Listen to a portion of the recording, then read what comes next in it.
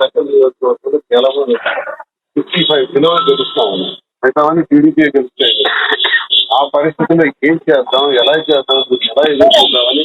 ఆ డిమాండ్ లో కుందిరా పాపాలకి నామినేషన్ వేయకుండా చేసి ఇబ్బంది పెడితే ఆ సాగుతో నేను ఊరి మీద దాడి చేసి అతని మీద నామినేషన్ వేయించి నన్ను అచ్చెన్నాయుడు కొట్టాడని చెప్పి అచ్చెన్నాయుడికి జైల్లో పెట్టి